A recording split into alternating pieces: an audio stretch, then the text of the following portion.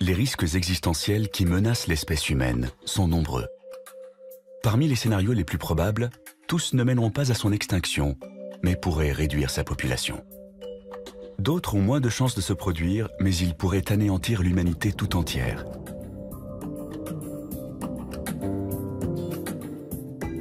Dans notre liste des 10 scénarios pour une fin du monde au XXIe siècle, nous avons classé les dangers naturels de la 10e à la 6e place.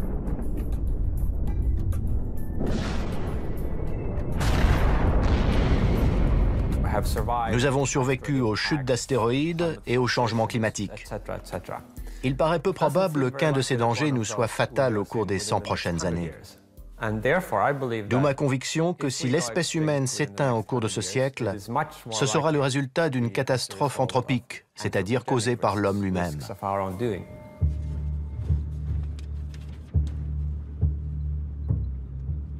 De loin, Pripyat ressemble à n'importe quelle ville en béton construite en Ukraine dans les années 1970. Mais dès qu'on s'approche, le tableau change.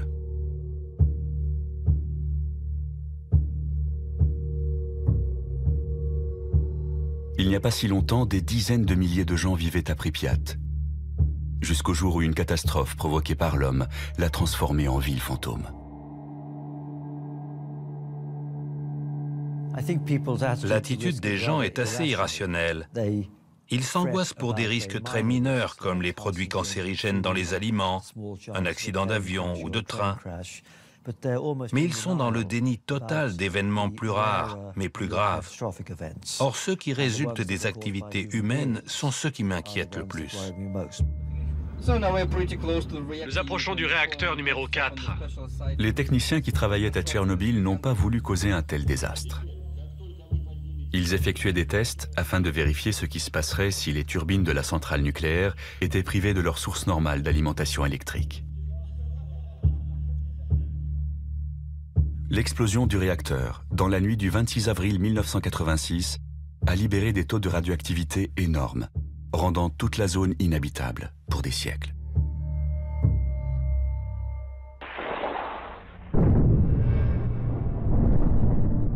Se pose alors la question, serions-nous capables de provoquer un accident encore plus grave?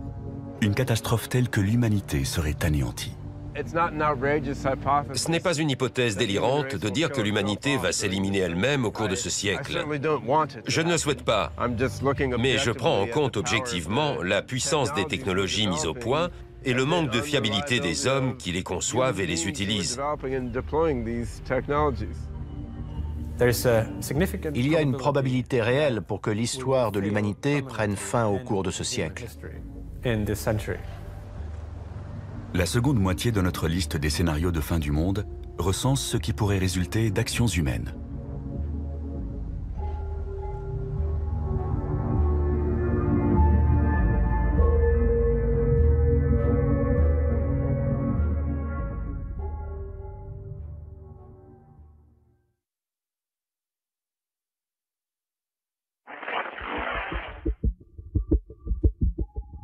Trois semaines avant que la bombe atomique ne soit larguée sur Hiroshima, le premier essai d'armes nucléaires de toute l'histoire a eu lieu dans le désert au Nouveau-Mexique. Prévu le 16 juillet 1945, le test baptisé Trinity avait soulevé certaines inquiétudes.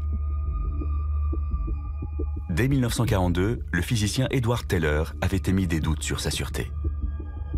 D'après lui, en théorie, une bombe atomique pouvait déclencher une réaction en chaîne susceptible d'enflammer l'atmosphère autour de la planète. Que se passerait-il si l'explosion d'une bombe atomique enflammait l'atmosphère? Après tout, il se produit une petite réaction nucléaire dans une bombe de ce type. Qui sait si tous les atomes dans l'atmosphère ne pourraient pas être entraînés dans cette réaction en chaîne? L'hypothèse avait été prise suffisamment au sérieux pour qu'on mène une étude et qu'on charge des scientifiques de calculer ce risque.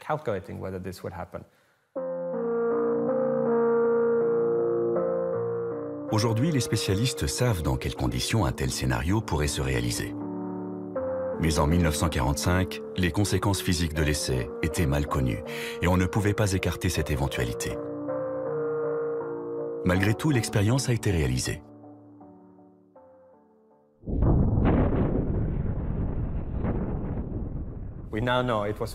On sait depuis que ça ne pouvait pas se produire.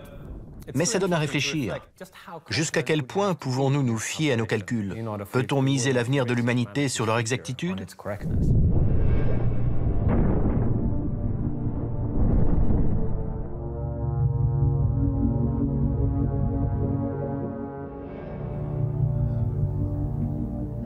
De nos jours, les scientifiques mènent d'autres expériences dans le domaine de la physique. Ainsi, le plus grand accélérateur de particules du monde, qui se trouve au CERN à Genève, permet d'atteindre des niveaux d'énergie sans précédent.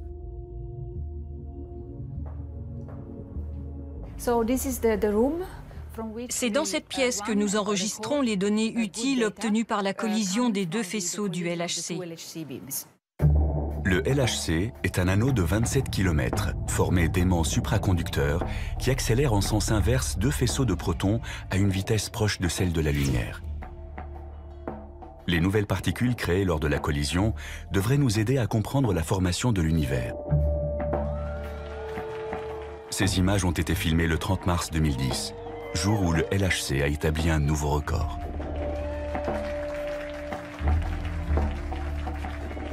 Pour la première fois, les deux faisceaux ont été accélérés à une énergie de 3,5 TeV par faisceau. On a vu sur les détecteurs les jets de particules produits lors de cette collision sans précédent. C'est ce qui a marqué le début d'une ère nouvelle dans la physique des particules et l'exploration d'un territoire encore inconnu. Pourtant, certains pensent que les expérimentations menées à Genève vont provoquer la fin du monde. Le progrès accompli par le grand collisionneur de Hadron a un intérêt immense dans le domaine de la physique des particules et de la physique théorique. Mais on aimerait aussi être sûr que les risques ont été bien évalués avant qu'on continue. Analyste en risque, Rick Wagner a soutenu une plainte déposée par deux personnes privées contre le CERN. Une issue fâcheuse signifierait la perte de notre planète.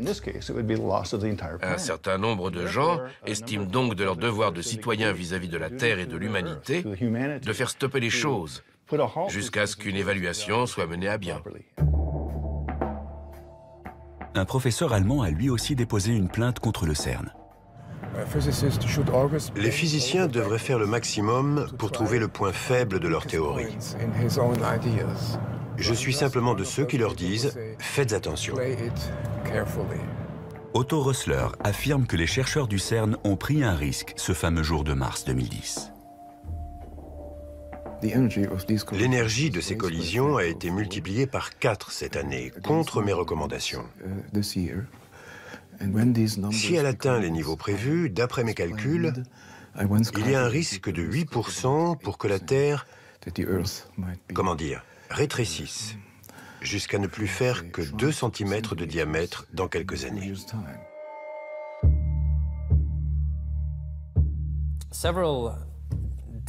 On a envisagé plusieurs scénarios possibles, en se demandant si les expériences en physique sur les très hautes énergies, comme celles menées dans le LHC, pouvaient poser un risque existentiel pour l'humanité. Il y a un risque que ça crée un trou noir à l'intérieur de la Terre. Otto Rössler est un spécialiste reconnu de la théorie du chaos. D'après ses calculs, la collision des particules pourrait entraîner la formation de trous noirs microscopiques. Dans le domaine de la théorie des trous noirs, on a encore des choses à apprendre. Je crois que mon groupe de chercheurs a fait une découverte à ce sujet. De minuscules trous noirs pourraient se former lors de collisions à très haute énergie.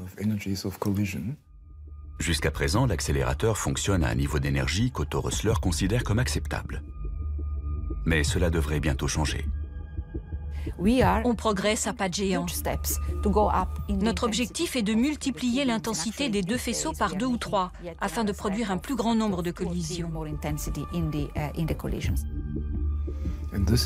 C'est bien ce qui m'inquiète justement, parce que d'après mes résultats, il y a une probabilité non nulle pour que ça provoque une catastrophe.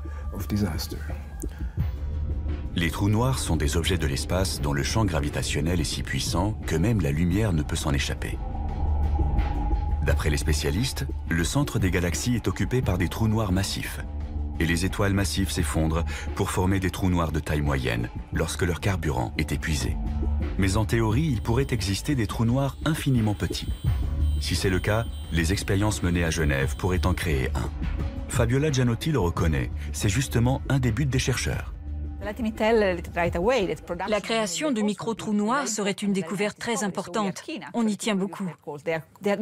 On pourrait produire ces particules à condition qu'il existe des dimensions spatiales supplémentaires, des dimensions microscopiques. Dans ce cas, la fabrication de micro-trous noirs serait possible, mais comme ils s'évaporeraient instantanément, ça n'engendrerait aucun risque. Pour Otto Rössler, au contraire, ces trous noirs artificiels posséderaient des propriétés différentes de ceux qu'on trouve dans l'espace. Le résultat de mes calculs montre qu'ils ne disparaîtront pas. S'ils sont assez lents pour rester à l'intérieur de la Terre, ils finiront par la dévorer de l'intérieur. Reste à savoir combien de temps cela prendra. Si l'on en croit le scénario d'Otto Rössler, un trou noir artificiel traverserait le champ magnétique de confinement de l'accélérateur de particules. Sous l'effet de la gravité, le trou noir serait attiré au centre de la Terre, où il grossirait en absorbant les atomes autour de lui, d'abord lentement, puis de plus en plus vite. Il aurait les caractéristiques d'un quasar. Il produirait 2 jets d'énergie dans 2 directions opposées qui finiraient par fuser de la Terre. C'est là qu'on se rendrait compte de la présence de cette machine qui finirait par avaler la Terre de l'intérieur plus ou moins rapidement.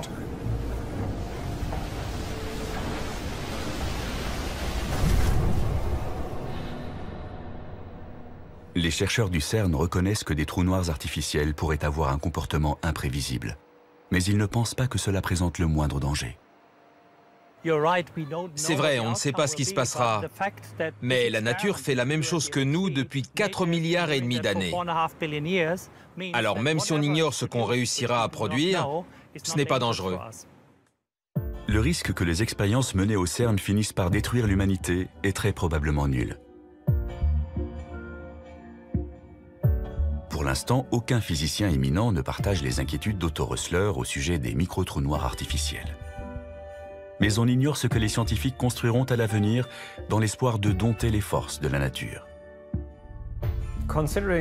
Si on considère les expériences physiques qu'on n'a pas encore imaginées, le risque est faible, mais nettement plus important que celui présenté par un astéroïde ou une super-éruption. Une crise politique sans précédent pourrait conduire à un nouveau test Trinity, et la perspective de fabriquer des armes puissantes pourrait amener les gouvernements et les chercheurs à négliger les questions de sécurité. Comme c'était la guerre et que les avantages potentiels étaient immenses, ils ont procédé à l'essai. Ils ont eu de la chance. Mais quand on joue à la roulette russe, on n'a pas toujours de la chance. Sur notre liste des 10 dangers existentiels possibles, les expérimentations risquées occupent la 5e place. Si les expériences dans le domaine de la physique entrent dans la catégorie des menaces théoriques, le scénario suivant est en revanche très concret.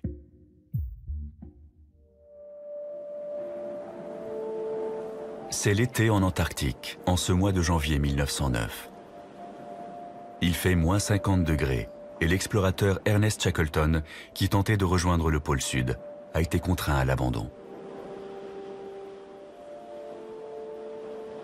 Sur le chemin du retour, il découvre quelque chose qui va transformer à jamais notre perception du continent de glace. Un morceau de bois fossilisé, mais aussi un fragment de grès qui porte l'empreinte d'une plante. Il n'y a qu'une seule explication possible à la présence de ces 2 éléments. Il fut un temps où cet environnement aujourd'hui désertique était couvert d'une forêt vierge.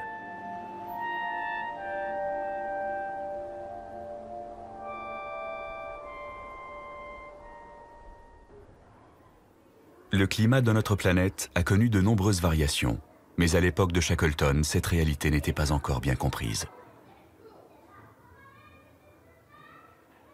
La Terre a connu une alternance de glaciation et de périodes beaucoup plus chaudes, comme celle connue sous le nom de maximum thermique du Paléocène-Éocène. La diversité biologique a diminué à cause des températures trop chaudes autour de l'équateur, et les formes de vie ont migré vers les régions polaires. Il n'y avait pas de calotte glaciaire sur Terre. L'Antarctique et le Groenland n'étaient pas recouverts par les glaces. On sait aujourd'hui que l'Arctique et l'Antarctique étaient peuplés de crocodiles et plantés de palmiers. Nous allons maintenant connaître une nouvelle période de réchauffement. Mais cette fois, c'est nous qui en sommes la cause. On joue avec le matériau vital de la planète. On fait des expériences sur la Terre, sur nous et sur tous les autres organismes vivants. Mais on ne sait pas combien de temps on a avant qu'il ne soit trop tard. 10 ans ou un siècle? Tous les signes du réchauffement climatique sont là. Et pratiquement tous les climatologues s'accordent à dire que les changements auront des répercussions graves. Le rapport du GIEC de 2007 a confirmé tous les rapports des années précédentes. On avait tiqué en 1995, on a commencé à s'inquiéter vraiment en 2001, et d'un seul coup, en 2007, on s'est rendu compte que c'était encore pire que ce qu'on pensait. On ignore jusqu'à quel point la situation risque de se dégrader. Les scientifiques craignent que nous dépassions une limite au-delà de laquelle les changements seront irréversibles. C'est ce qu'on appelle le point de basculement. Dans l'état actuel des choses, je n'exclus pas que la fonte des glaces qu'on enregistre au Groenland ait déjà créé une situation irréversible. Mais on ne s'en rendra pas compte avant 25 ou 50 ans. Une fois que la machine est lancée, on ne peut plus l'arrêter. C'est le point de basculement. Les études paléoclimatiques ont montré que nous allons peut-être connaître une hausse brutale des températures mondiales. Il y a 55 millions d'années, à l'époque où les fossiles retrouvés par Ernest Shackleton se sont formés, le même scénario s'était produit. Il y a eu un réchauffement relativement rapide, peut-être autant que celui que nous avons déclenché en émettant plus de CO2 dans l'atmosphère. On associe généralement l'effet de serre avec la petite molécule de dioxyde de carbone. Pourtant, il existe d'autres gaz à effet de serre. Par exemple, le méthane, 20 fois plus nocif. Les chercheurs pensent que le réchauffement qui s'est produit il y a 55 millions d'années est dû à une hausse brusque des concentrations de ce gaz dans l'atmosphère. Les climatologues craignent que nous n'atteignions le point de basculement dans les régions où des dégagements de méthane peuvent se produire.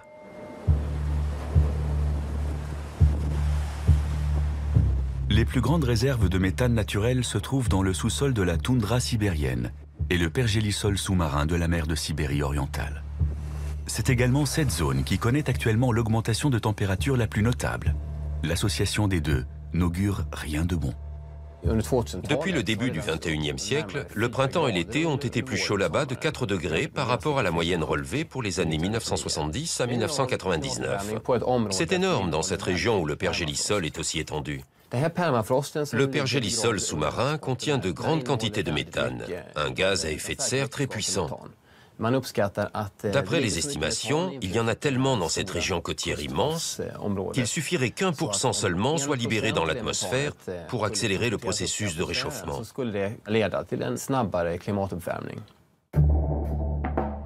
Örjan Gustafsson a pris part récemment à une expédition dans la mer de Sibérie orientale.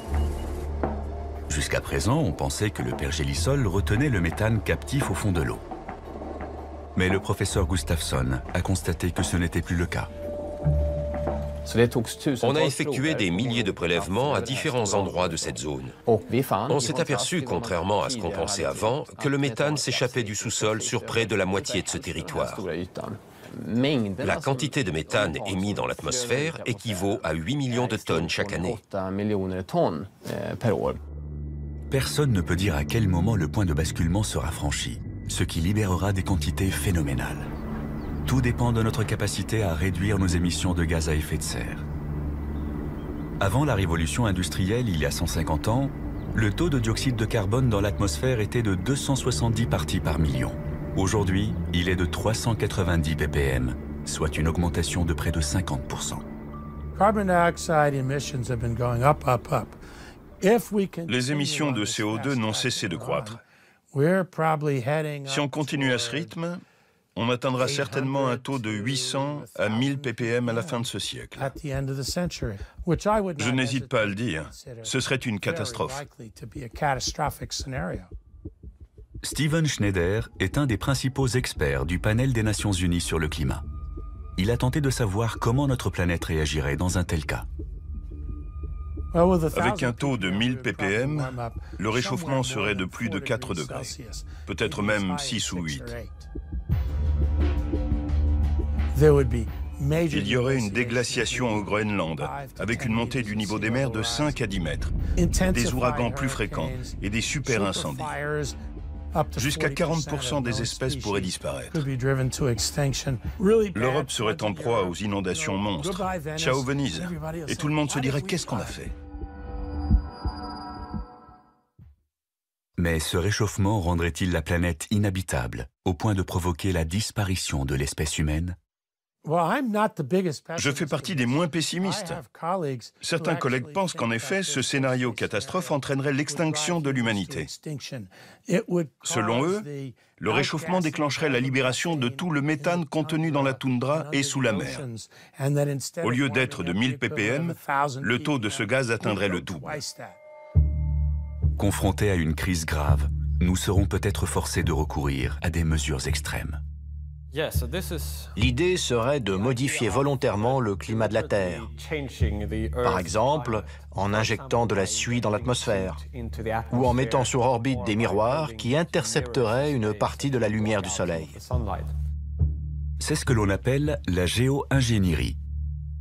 Cela consiste à mettre en œuvre des techniques qui empêcheraient la planète de se réchauffer. Une sorte de solution de repli au cas où nous serions incapables de réduire nos émissions de CO2.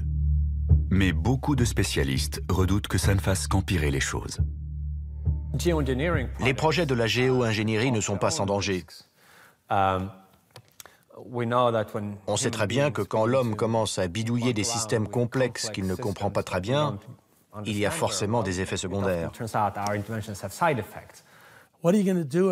Que faire si on ne peut pas déterminer quels seront exactement les effets secondaires engendrés? Il y a un risque pour que le remède soit pire que le mal. C'est une expérience très dangereuse. Il est peu probable que l'homme provoque un jour une catastrophe climatique telle qu'elle rende la planète inhabitable. Mais dans le pire des cas, nous serons peut-être obligés de faire comme la faune et la flore il y a 55 millions d'années. Migrer vers l'Antarctique, libérer des glaces.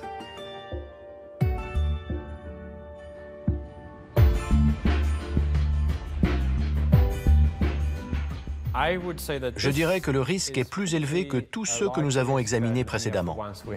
L'impact d'un astéroïde, l'éruption d'un supervolcan, voire les expérimentations risquées. C'est pourquoi la menace d'une catastrophe climatique est classée 4e sur notre liste.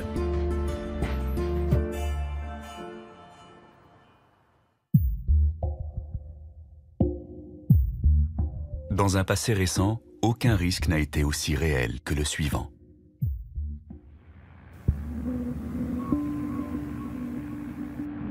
Octobre 1961.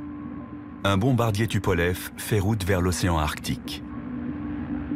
Le commandant Andrei Donovtsev a été chargé de procéder à un essai nucléaire qui restera dans les annales.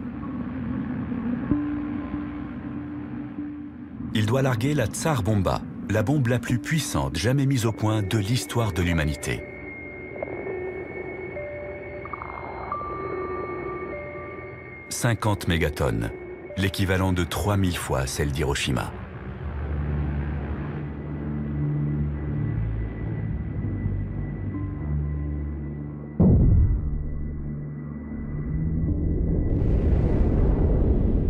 Le champignon atomique s'élève à plus de 60 km de haut. Et l'onde de choc fait 3 fois le tour de la planète avant de ne plus être perceptible.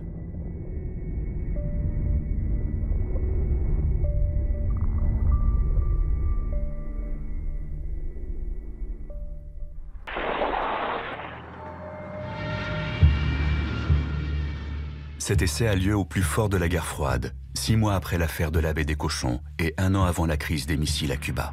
Des événements qui auraient pu déboucher sur une 3e guerre mondiale. Dans les années 1970, il y avait plus de 70 000 armes nucléaires dans le monde.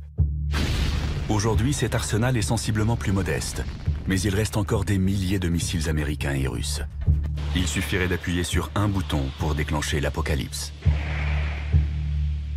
Ce point représente la puissance explosive cumulée de toutes les bombes larguées pendant la Seconde Guerre mondiale, entre 2 et 3 mégatonnes et 15 millions de victimes. Tout le reste, c'est la puissance explosive de l'ensemble de l'arsenal nucléaire aujourd'hui. On pourrait croire qu'en cas de guerre nucléaire, le principal danger viendrait de cette puissance et des niveaux de radioactivité mortels. En réalité, les répercussions les plus graves seraient causées par autre chose. Une bombe nucléaire, c'est un petit bout du Soleil sur Terre pendant une fraction de seconde. L'éclat est tellement brillant qu'il agit comme une allumette et brûle absolument tout dans un rayon d'une dizaine de kilomètres. La fumée de ces incendies resterait dans l'atmosphère pendant de nombreuses années.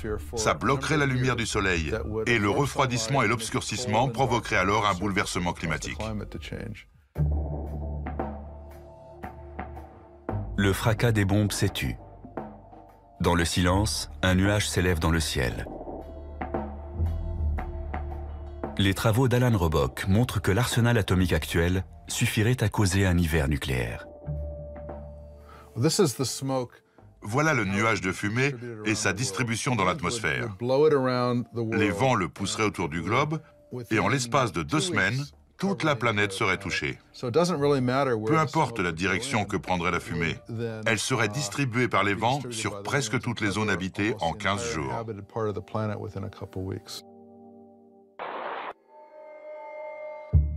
D'après cette simulation, les températures resteraient négatives même pendant les mois d'été. Ça, c'est le premier été après la formation du nuage, le deuxième et le troisième. Pendant tout ce temps, les températures seraient négatives. On aurait un vrai hiver nucléaire. L'agriculture serait stoppée, il ferait froid, sec, et il n'y aurait pas de lumière, et la majeure partie de la population mondiale mourrait de faim. Même après le nouveau traité de désarmement signé récemment par Obama et Medvedev, l'arsenal américain et russe est encore assez important pour déclencher un hiver nucléaire.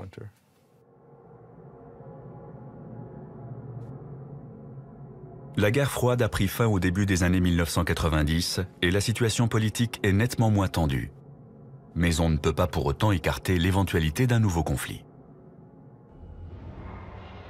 Il ne faut pas se faire d'illusions.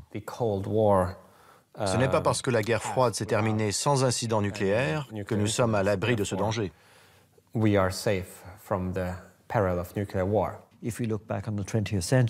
Voyez comment la situation géopolitique a changé au XXe siècle. 2 guerres mondiales, l'essor puis la chute de l'Union soviétique. Personne ne peut prédire quelle sera la situation dans la seconde moitié du XXIe siècle. Il est tout à fait possible qu'une crise entre 2 nouvelles superpuissances soit gérée de façon moins heureuse que pendant la guerre froide. Une chose est sûre, les progrès technologiques permettront de concevoir des armes nouvelles et plus puissantes. Quand Alfred Nobel a inventé le TNT, il pensait qu'un explosif aussi puissant mettrait fin à jamais à la guerre parce que personne n'oserait s'en servir. Idem quand Richard Gatling a inventé sa mitrailleuse. C'était une arme tellement meurtrière qu'elle mettrait fin aux guerres pour la même raison. Or, l'expérience a montré que toute nouvelle arme est utilisée. Les armes futures feront peut-être appel à une science de l'invisible. La nanotechnologie consiste à manipuler la matière au niveau atomique et moléculaire. Travailler dans le monde de l'infiniment petit permet d'améliorer la solidité, la durabilité et l'élasticité des choses. Cela permet aussi de lutter plus facilement contre les maladies et les problèmes environnementaux. C'est une technologie extrêmement puissante, dont les applications pourront être aussi bien bénéfiques que néfastes. De fait, la nanotechnologie a un côté obscur. On parle déjà de créer des nano-armes. Dans le domaine militaire, les applications sont innombrables.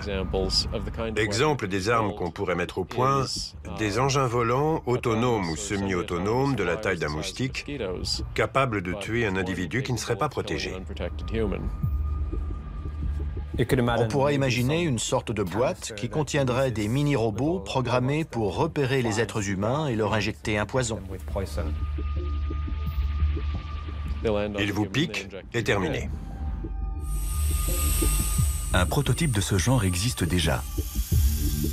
Les machines volantes autonomes sont de plus en plus petites et intelligentes.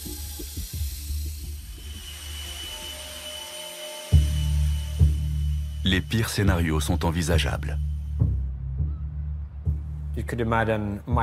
On peut aussi imaginer des machines microscopiques qui se comporteraient comme des bactéries. Elles détruiraient toutes les ressources naturelles et proliféreraient de manière incontrôlée. Une armada de machines microscopiques pourrait ravager un territoire ennemi en dévastant tout sur son passage. Pour l'instant, tout cela est purement théorique. Mais jusqu'à quand?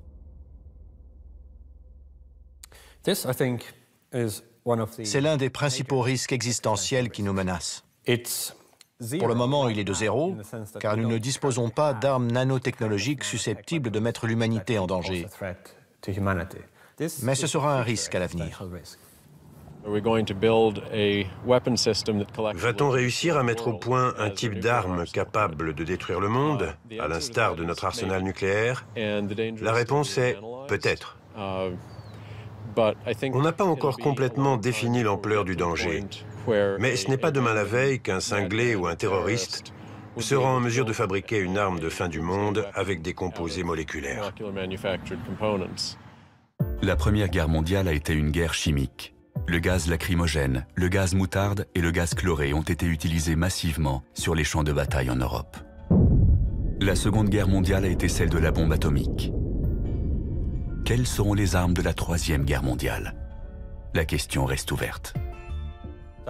Einstein a dit un jour « Je ne sais pas quelles armes seront utilisées pendant la Troisième Guerre mondiale, mais la quatrième se réglera à coups de pierre et de bâton. »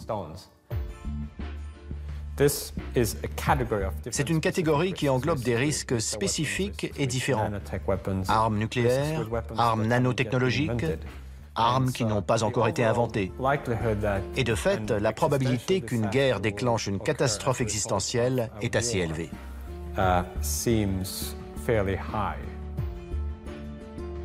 La menace d'une guerre apocalyptique arrive donc en troisième position sur notre liste.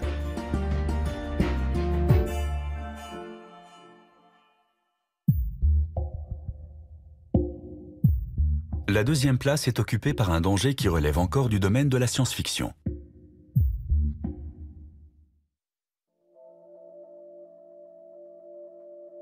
On pensait que c'était impossible jusqu'à ce jour de 1997 où le champion du monde d'échecs a été battu par un ordinateur.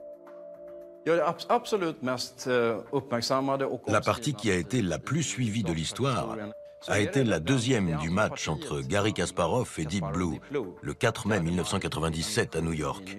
C'est celle qui a été la plus serrée.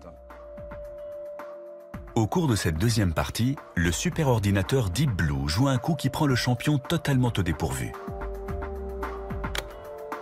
Pour répliquer, celui-ci prépare alors un piège, certain que l'ordinateur va tomber dedans. Kasparov a utilisé cette variante pour obliger l'ordinateur à prendre son pion. Après avoir étudié le jeu, il s'était dit « Je vais lui proposer un petit œuf de Pâques, il sera content ». Mais la machine ne se comporte pas comme ses adversaires habituels. Après 2 minutes de calcul, Deep Blue joue un coup qui va causer la perte du champion.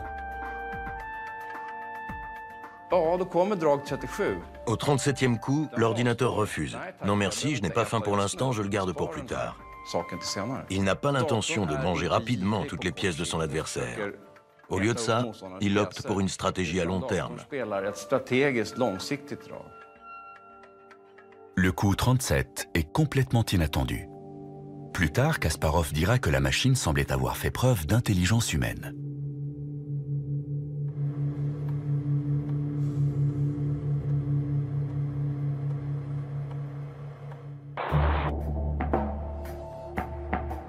Il n'est pas exagéré d'affirmer que nous sommes entrés dans l'ère de la machine. Il nous serait impossible de revenir à un monde sans ordinateur ni automatisation. Les machines sont essentielles pour la gestion du trafic aérien, l'entretien des centrales nucléaires, le traitement des communications et le contrôle de l'économie mondiale. Sans elles, notre civilisation s'écroulerait. L'avenir n'est pas rassurant pour ceux qui pensent que nous sommes déjà à leur merci. Elles vont devenir omniprésentes et seront de plus en plus perfectionnées.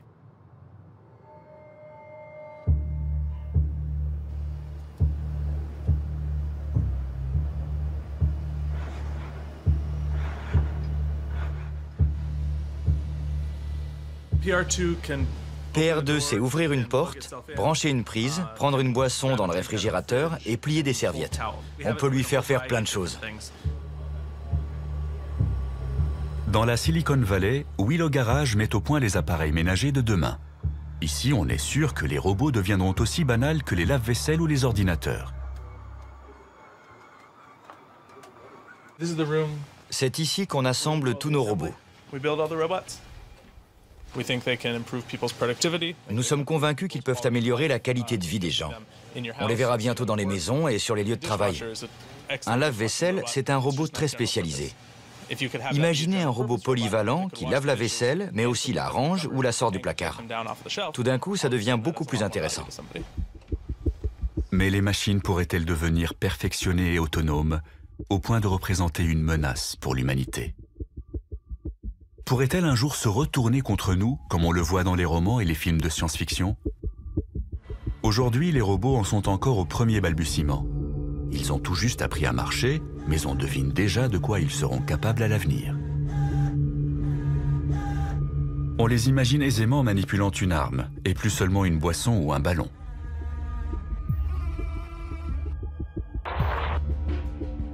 Il y a longtemps que l'armée utilise des véhicules aériens non pilotés, mais on voit aussi apparaître des robots terrestres sur les champs de bataille. Devant la banalisation des robots militaires, il a même fallu organiser des conférences afin d'évoquer les problèmes éthiques liés à leur utilisation en temps de guerre. Les gens ne se rendent pas compte qu'il y en a autant. On en avait très peu en 2001, mais aujourd'hui, il y en a quelques 7000 déployés en Afghanistan et en Irak. Certains sont utilisés pour la surveillance et la manipulation d'engins explosifs. Là-dessus, rien à dire. Ce qui nous gêne, c'est l'utilisation de ce que l'on appelle des plateformes armées, c'est-à-dire de robots de combat. L'armée américaine en a acheté 1700. Ils sont télécommandés, mais peuvent aussi fonctionner de façon complètement autonome. Lorsqu'ils repèrent un objectif, ils calculent une solution de tir en une fraction de seconde. Puis ils attendent, pour l'instant du moins, qu'un humain leur donne l'ordre d'agir.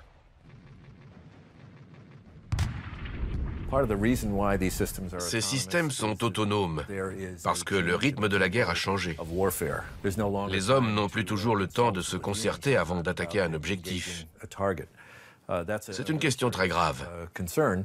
Quel degré d'autonomie allons-nous accorder à ces systèmes pour prendre la décision de tirer ou pas? Mais pour que la fiction devienne réalité et que les machines se retournent contre nous, il faudra plus que de la force brute. Elles devront devenir intelligentes.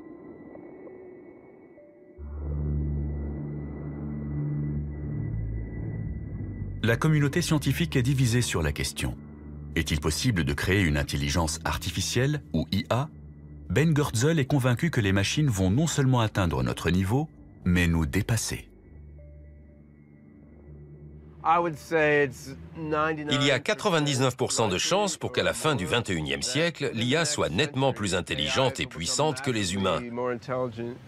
Ce n'est plus nous qui commanderons sur Terre. Une stratégie de recherche révolutionnaire a fait naître l'espoir chez les partisans de l'IA. Des scientifiques tentent de créer une version numérique du cerveau humain. Synapse par synapse, cellule par cellule, le cerveau est converti en 1 et en 0. Si l'expérience réussit, cet esprit numérique pourrait s'avérer plus performant que son équivalent biologique. Un esprit numérique peut surpasser un cerveau humain dans de nombreux domaines. Il peut être plus intelligent et plus respectueux de l'éthique que l'homme. Il peut aussi être davantage capable de se corriger et de s'améliorer.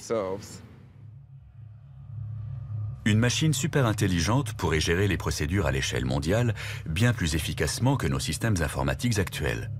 Mais la collaboration avec des machines est peut-être un pari dangereux.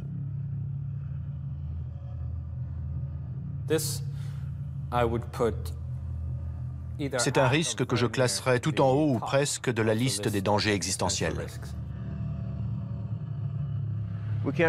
C'est un scénario qu'on ne peut pas écarter. On va peut-être créer une IA dans un but utile pour s'apercevoir au final qu'on s'est trompé. Ça peut paraître fou ou relever du domaine de la science-fiction, mais une super-intelligence serait capable de concevoir très rapidement des technologies très puissantes afin d'imposer sa volonté. Il y a un risque pour qu'un esprit numérique se retourne contre nous sans que nous soyons assurés de pouvoir l'arrêter à temps. On pourrait se dire, s'il commence à déraper, on le débranchera.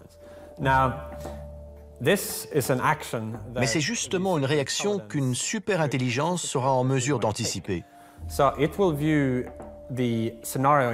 Elle considérera ce scénario comme une manière de l'empêcher d'atteindre son objectif et fera ce qu'il faut pour l'éviter. Elle pourrait, par exemple, s'introduire dans le réseau Internet de façon à envoyer un peu partout des copies d'elle-même, ou prendre le contrôle d'engins robotisés pour s'emparer du pouvoir. Au cas où nous ne serions pas d'accord avec son objectif, l'IA pourrait se servir des robots du futur pour nous empêcher d'appuyer sur le bouton arrêt. Et si nous prenions les armes, elle pourrait décider que la solution la plus simple serait de se débarrasser de nous. Le jour où on sera confronté à une super-intelligence hostile ou indifférente à notre bien-être, on aura déjà perdu. C'est une certitude. C'est pour ça que la première qu'on fabriquera devra être une super-intelligence amicale. Comme avec toutes les autres catastrophes existentielles, on n'aura pas droit à un deuxième essai. Il ne faudra pas se tromper.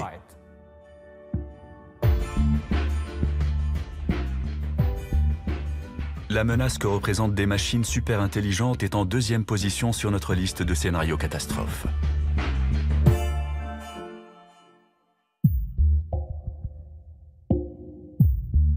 Et voici maintenant le numéro 1.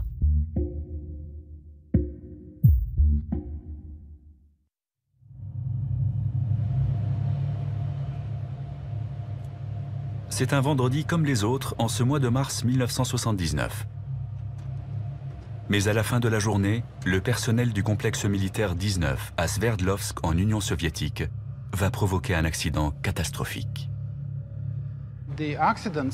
Il y a toujours eu des accidents. Celui de Sverdlovsk en 1979 est le plus connu. Un technicien de maintenance a retiré le filtre d'un conduit d'aération.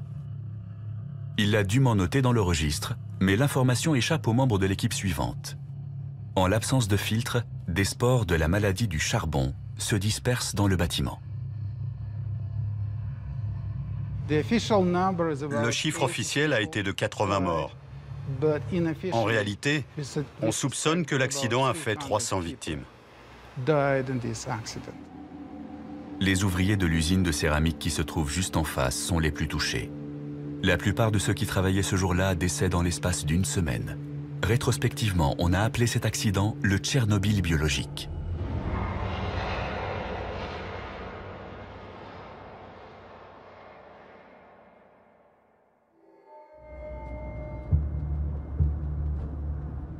Les superpuissances de la guerre froide ont officiellement mis un terme à leur programme d'armes biologiques. Mais elles sont toujours en mesure de produire des micro-organismes mortels.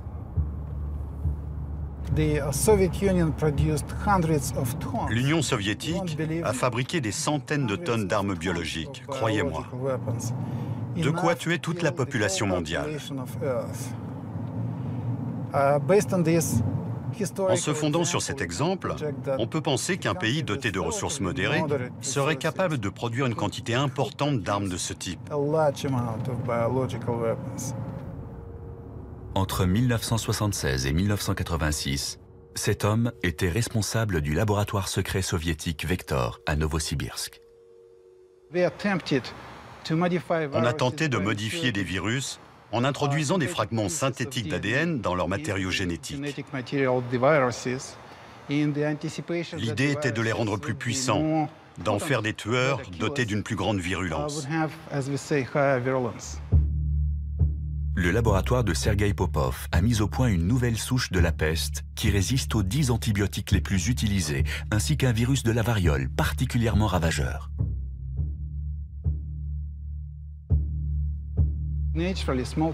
En temps normal, la variole tue environ 30% des gens contaminés. Il a été prouvé de façon expérimentale, dans le cadre d'un de mes projets, qu'il était possible de créer un virus avec un taux de mortalité de 100%. En manipulant le code génétique, il est désormais possible de créer de nouveaux organismes vivants. Ce domaine de la recherche a été baptisé biologie de synthèse ou biologie synthétique. Beaucoup espèrent qu'il aidera l'humanité à faire face à de nombreux problèmes. Ce qui intéresse les chercheurs, c'est d'utiliser la biologie de synthèse pour dépister les tumeurs dans le corps et aussi nettoyer des sites irradiés. Notre imagination sera la seule limite dans ce domaine. Mais ce qui motive les investissements dans ce secteur, c'est l'espoir de pouvoir mettre au point un nouveau carburant pour les voitures et les avions avant que les réserves de pétrole ne soient épuisées. Cette herbe va être modifiée génétiquement afin qu'elle pousse plus vite et plus haut. Ensuite, une superbactérie créée synthétiquement la transformera en un biocarburant. Notre but est de copier des gènes de n'importe quel organisme pour fabriquer un carburant renouvelable. L'immense potentiel de cette technologie suscite cependant de nombreuses inquiétudes. Elle présente un risque grave. Imaginons que des scientifiques soient en mesure de créer des organismes qui finissent par évincer les formes de vie naturelles. S'ils venaient à s'échapper par accident d'un laboratoire, ils pourraient proliférer de manière incontrôlable. Quelles seraient les conséquences pour les écosystèmes? On n'en sait rien. Les risques sont nombreux. On ne peut pas être sûr à 100% qu'on n'introduira pas involontairement dans la nature un microbe génétiquement modifié. C'est pour ça qu'on travaille à doter ces organismes de circuits automatiques d'autodestruction, de façon à ce que les microbes en question se suicident s'ils sont disséminés dans l'environnement.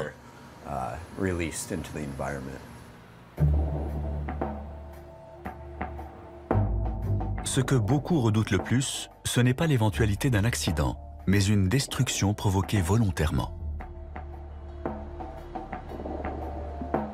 Ces deux hommes ont déclenché une vive polémique en fabriquant un virus dangereux grâce aux techniques de biologie de synthèse. Eckhard Wimmer et Geronimo Cello ont trouvé le génome du virus de la poliomyélite sur Internet. Puis ils ont commandé et reçu par courrier les séquences ADN nécessaires à sa fabrication. Avec du matériel standard de laboratoire, ils sont ensuite parvenus à recréer ce virus mortel. Ça veut dire que si on y arrive avec un petit virus comme celui de la polio, on pourrait aussi le faire un jour avec celui de la variole. L'intention de ces virologistes n'était pas de propager la polio, mais de montrer combien il était facile de fabriquer un virus. Beaucoup de gens ont été atterrés. À l'époque, le grand public s'était ému à l'idée que ça puisse être mal employé et que Ben Laden dispose d'une recette qui lui permette d'anéantir la population des États-Unis.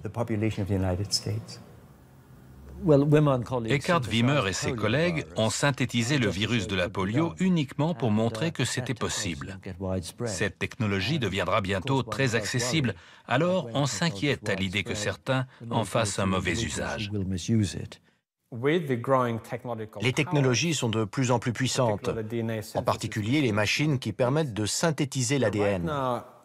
Bientôt, ces techniques seront accessibles à tous ceux qui voudront se les procurer d'occasion sur eBay pour quelques milliers de dollars. À moins qu'on se décide à faire quelque chose, dans 10, 15 ou 20 ans, n'importe qui pourra fabriquer sa propre version du virus de la variole ou du virus Ebola. Sergueï Popov est convaincu que nous serons confrontés à des formes de vie artificielle encore plus menaçantes.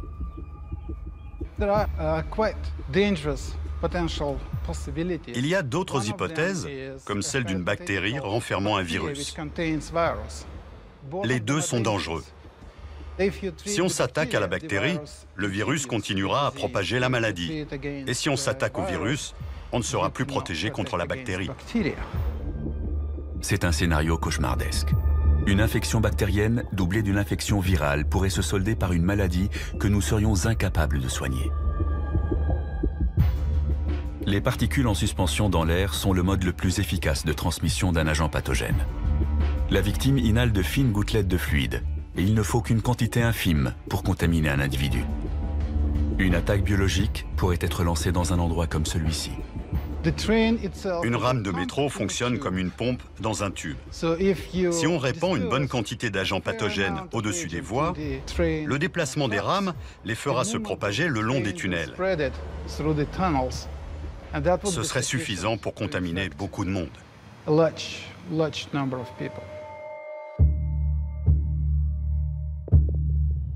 Des fanatiques religieux pourraient organiser des attentats biologiques un peu partout dans le monde. Des populations entières pourraient devenir stériles après avoir été exposées à des virus synthétiques attaquant les cellules reproductrices. Une superbactérie pourrait détruire toutes les plantes et anéantir la production de nourriture.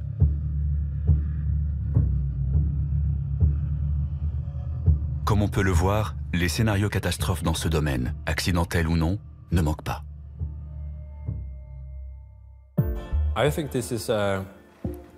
C'est le principal risque existentiel. Si un tel pouvoir devait devenir accessible à tout le monde, il est évident que certains voudront l'utiliser à des fins de destruction. Les méchants pourraient être n'importe qui. Un État voyou, un groupe terroriste sophistiqué, ou juste un scientifique mal luné. Ce serait difficile à mettre sur pied, mais très franchement, on sait le faire. Au XXIe siècle, la biologie de synthèse apparaît comme la plus grande menace contre l'humanité. Elle arrive donc en tête de nos 10 scénarios de fin du monde.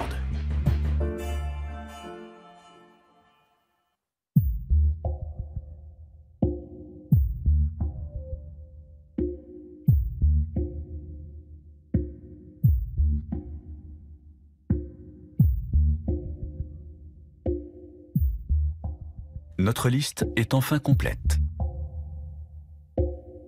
Pourtant, il faut encore évoquer un dernier danger, peut-être plus grave que les 10 autres combinés. Car notre jeu comporte une 11e carte. Cette carte rentre dans la catégorie des risques existentiels majeurs. Il serait naïf de se dire « ça y est, on connaît enfin les principales menaces ». Il y en a peut-être 2 ou 3 autres, aussi importantes que les armes nucléaires, la biotechnologie, la nanotechnologie et l'IA, et qui restent à inventer.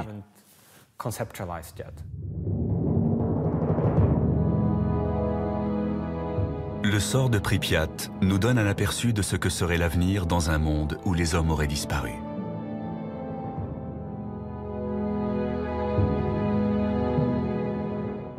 Le voyage de l'humanité durera-t-il encore longtemps ? Tout dépend de notre capacité à survivre à ce siècle. Si nous y parvenons, le risque de voir l'homme s'éteindre à cause d'une catastrophe existentielle pourrait diminuer.